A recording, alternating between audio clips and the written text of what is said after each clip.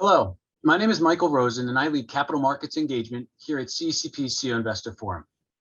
I hope you've enjoyed listening to the biopharma industry CEOs talk about a different set of themes across a longer time horizon than they typically address at a traditional healthcare investor conference.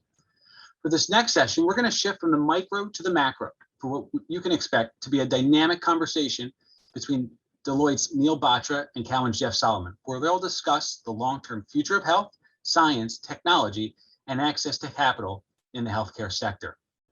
Neil is a principal in Deloitte's life sciences and healthcare practice, where he is focused on business model and commercial operating model innovation, redesign, and transformation. Neil is also a co-author of Deloitte's provocative Future of Health point of view, speculating on the healthcare ecosystem in 2040 and the business models and capabilities that will matter most. Joining Neil this afternoon is Jeff Solomon, the chairman and CEO of Cowen. Jeff is also vice chairman and an inaugural member of the SEC Small Business Capital Formation Advisory Committee, which provides advice and recommendations on commission rules, regulations, and policy matters related to small business, including smaller public companies. So without further ado, Neil, I'm going to turn it over to you guys. Thanks, Michael. And Jeff, great to be here with you. All these conversations I feel like start with the term in unprecedented times, but these are some wild times. These are some very interesting times. And so I thought as we maybe spend the next 20 minutes or so talking about you and your team's view on healthcare and the investment opportunity, where we see healthcare broadly going, why don't I start with the obvious question, which is, in a post-COVID moment, as you and your team look at what you're doing in the marketplace, has anything changed for you vis-a-vis pre-COVID? And that might mean things that have been revealed to you, things that have maybe been realized that were perhaps there all along, or maybe even philosophical shifts that have come to light in the process of the last year and a half, and how that's played out for your investments in your portfolio. Well, I would say, so first of all, it's great to be with you, Neil, and it's always fun to be able to talk about this stuff in a broader context. Like, so much of what we do on a daily basis is talk about the specifics of what's happening. Yeah. But to be able to sort of take a step back, certainly after what's happened to the world with the pandemic, is always a helpful perspective. So I'll just say, I think one of the things that has been validated is the science and the amount of incredible science that goes on in the world today. And I'm not sure that investors broadly fully appreciate or appreciated before the pandemic the degree to which science had accelerated.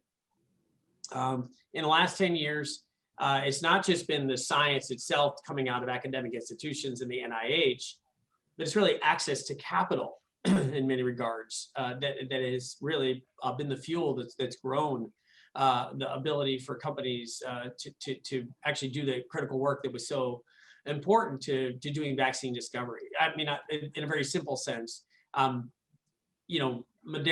and BioNTech, two examples, probably don't get access to the amount of capital that they needed without the Jobs Act, which happened in 2012. And so when you look at the growth in both the science as well as the capital that's been able to flow to some of these emerging disrupting technology companies, biotechnology companies, the confluence of those things just happened to be in place when we needed it the most.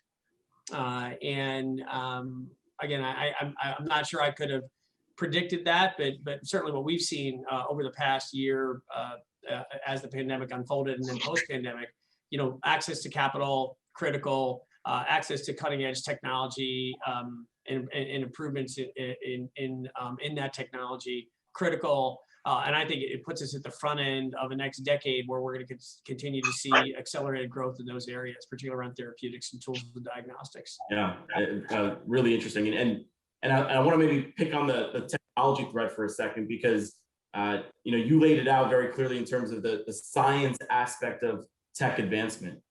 The question I have, and what I've been hearing as I've been sort of making my way around the industry, is I'm hearing lots of chatter around technology as it relates to consumer and consumption of information and data, the ability to make choice or the ability to navigate possibilities or be informed on certain dynamics that they otherwise wouldn't. So it's tech, but it's not science tech. You can call it consumer tech, you can call it data and analytics tech, but you're seeing that portion of the tech aspect also move pretty significantly. Is that factoring into how you're seeing things? So yeah, so I view that as what I call future health, right? Future health is a very broad area. that includes digital health, and it includes a bunch of things that mapping the human genome, mapping everybody's genome, mapping biomes. There's a bunch of other things that go into that more for personalized medicine. But yeah, there's no question that the amount of money that's being spent on allowing consumers to make better choices with how they're going to live healthy lifestyles is a huge theme. We were an early investor in Livongo, right? And you look at how that business model has extended beyond its original diabetes intent. And now there's a bunch of different ways where you can choose to live a healthier life if you have preconditions or you're predisposed genetically or phenotypically to certain outcomes. There's things you can do in your life to modify the diseases that you might be more likely to incur or more likely to suffer from later on in life. And those are really critical elements. I'm jury's still out on how much of that is coastal, right? I think sometimes we live in a bubble right in New York and San Francisco and on the coasts where people are faster adopters, frankly, of technology that enables them to live healthy lifestyles. I'm not sure that's pervasive across the entire country, though the pandemic and our collective view of the pandemic globally, not just in the United States, probably puts health at the front of everybody's mind. And so, and the fact that we all have iPhones and Android devices in our hands, if people are inclined to make good consumer decisions around their long-term health, the technology is there for them to engage around that. And so I have to think that over the next 10 years, you're just going to see a healthier population, certainly off the back of the experience we just had, and the technology and the consumer-facing applications and products are there for people to do that. And I think that's a big theme that we've seen, is playing out the nexus of consumer and healthcare for sure. So at least to then the next question, which is, how do you manage the duality? How do you manage the duality of, in your framing, the future of health, right? Which is the digital therapeutics and some of those aspects, the more consumer-centric wellness, well-being aspects. And was a fabulous example of a Gen 1 of that. That's actually come to fruition and provided really phenomenal returns because of doing phenomenal things in the market. How do you offset those opportunities with, I'll call it sick care, but the actual provision of care against existing disease, which may not be disease avoidance, is actually dealing with the fact that you've got something wrong and it requires therapy or a real technical solution. Are those different things? Do you invest in those in duality and in parallel? How do you think about that? So I say the first is more, if you think about even a broader area than future health, you say healthy living. Healthy living is an investable area now, maybe for the first time in a very long time. Healthy living can include things like Peloton, right? Or Beyond Meat, right? There are a number of different ways to express healthier choices consumers will make to do what I call the extension of life and the quality of that life extension. Those are the two things when consumers make decisions, they make them generally along the lines of, I want to live a healthier life and I want to do it for longer.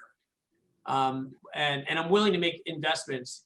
You look at companies like Noom, which are changing the way that individuals can consume calories. Much more informational. It's less dense. You don't. In the case of Weight Watchers, where you had to go to meetings and you had to be super focused on it, this brings it right to you in a very consumable area. So more consumers will be willing to embrace it because it's easy to log, easy to understand what's going into my body without having to be at a nutritionist, right?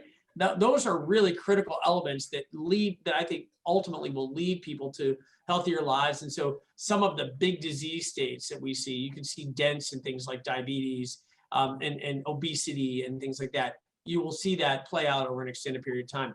But having said that, there's still a significant amount of orphan diseases. I like to say most of the drug discovery that's gone on in the last decade and most of the technology angled towards that drug discovery has been around diseases that, God willing, you and I won't ever suffer from or know people that suffer from them. And there's an economic reason why focusing on orphan drug discovery is a good thing to do from a business model standpoint. And it also has a public good, right? These are the whole idea behind orphan drugs is that you want to incentivize companies and organizations to come up with solutions that are critical for members of our society that have very little hope. What's gone on off the back of that, though, is some of those platform technologies have broad applicability beyond orphan drug status. So I think where investors have sometimes, maybe generalist investors have missed this, you don't really need to understand the mechanism of action in a biotech for a lead compound to understand that gene therapy technology, that gene editing technology, whatever it happens to be, has broader applicability to bigger disease states over time. And this is where I think that when you look at the business models that are going to accelerate over the next decade, a lot of those technologies are still in their early stages. We're still actually have a surprisingly few amount of drug approvals in some of the orphan drug designations. But once that happens, you're going to start to see the application of those platform technologies into broader disease states, which will have a much more profound effect on the global population, I think. Yeah, I mean, it's super interesting. And you know, you made an interesting point. So a couple things you said that are really fascinating to me. One was you said for the first time in a long time, maybe ever, healthy living is an investment area that will generate some returns. What's driving that in your view? Is that tech? Is that consumer shift? Is that better data that's being actionable? What's going on there actually? So I think this was all happening before the pandemic, right? Yeah. You know, a lot of the companies that benefited over the course of the past year were already in place. It's not like they were started during the pandemic, but the pandemic, like in so many cases, accelerated those trends, right? We're sitting at home, all of us. We've got a lot more time on our hands, discretionary time on our hands. We went through these phases where we maybe ate more or drank more because we're establishing whatever that new pandemic normal was for us. And then we realized, hey, I have what I call shoulder time. I've got time, you know, at the beginning of the day or the end of the day that I used to do in commuting, or used to do whatever I was doing to get from point A to point B, or traveling around visiting customers, or whatever I was doing. Where all of a sudden I'm not doing that, or social time for me has gone away. Now, once I get over the shock of being isolated with a small group of people, well, I can focus more on me. And I can do that in a very manageable way. I can be healthier. And there's a bunch of apps and business models that I can embrace, again, that will bring it right to my door and make it much more easy for me to do that. So, you know, those are, I think, really, that makes that area, the area of healthy living, much more investable.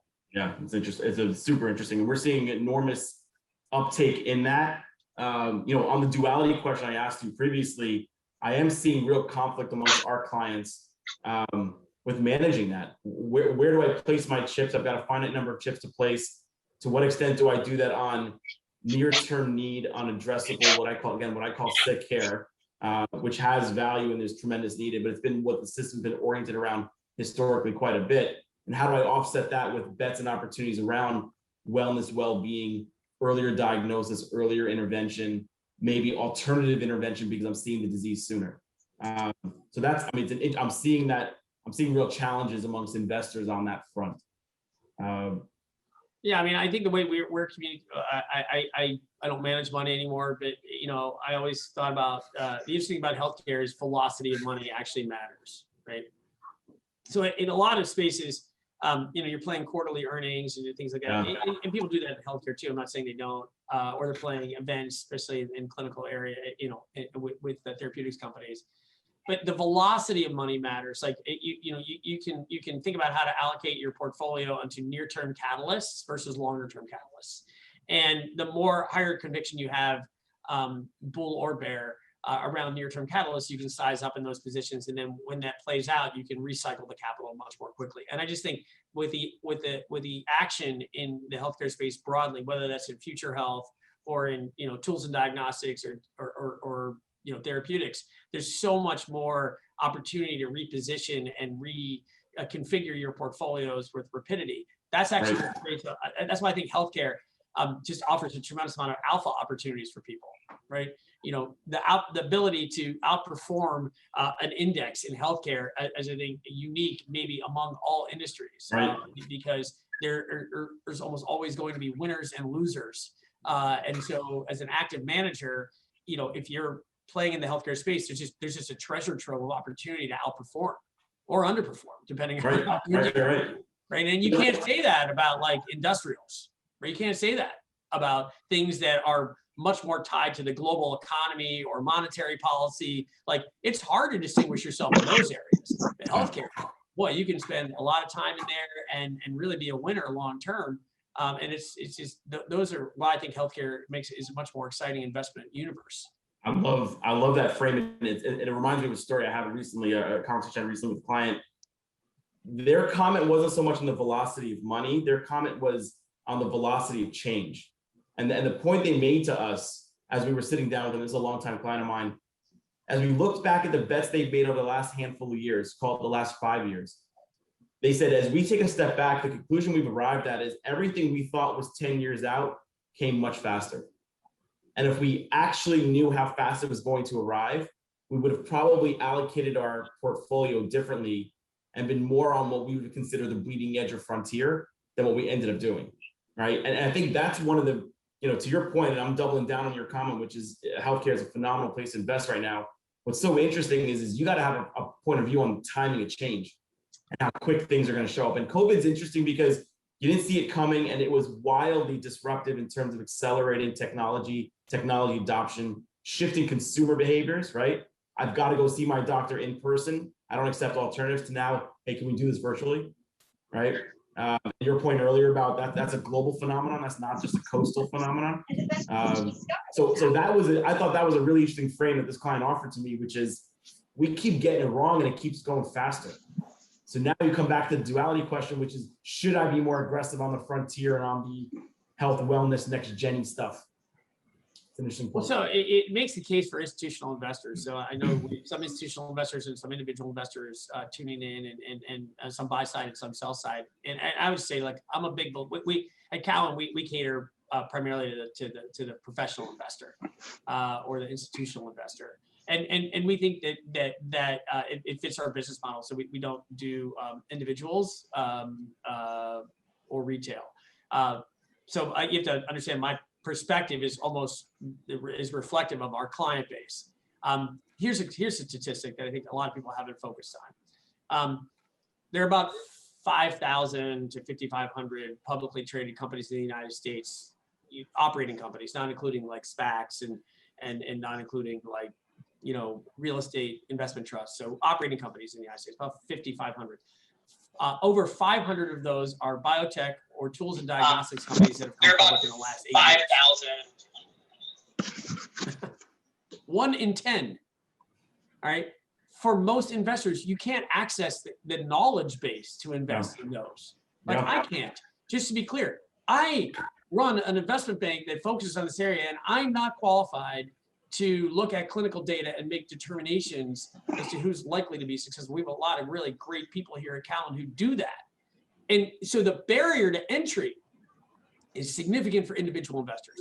The challenge for institutional investors is the volume of companies you have to look at now versus what you had to look at a decade ago has increased disproportionately relative to the size of your team. Okay.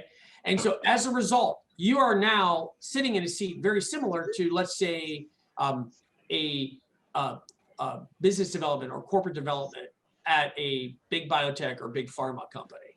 Your portfolio, you're making tactical bets in disease states or disruptive states, and you're picking the teams you think are likely to be the most successful based on the science that they present. So I think when we look, that is a different way of investing than a decade ago. When maybe, you only had, in 2010, you maybe only had 100 or 125, biotech companies. And so no tools and diagnostics companies really, because I don't even think Illumina was public then, right? Very few. And so to me, that is a giant sea change in the way that the capital markets have worked, and it bears well really for tremendous opportunities over the next decade for investors. Yeah, I love that point, and I'll double down on that with the Deloitte perspective, which is, as we've looked at transformations in other industries that were radical in nature, talk travel, talk financial services, talk media, We think that's coming to healthcare. We think we're in the early stages and midst of that transformation. Lots of reasons: technology, consumerism, and we've talked a lot about those things earlier in this conversation.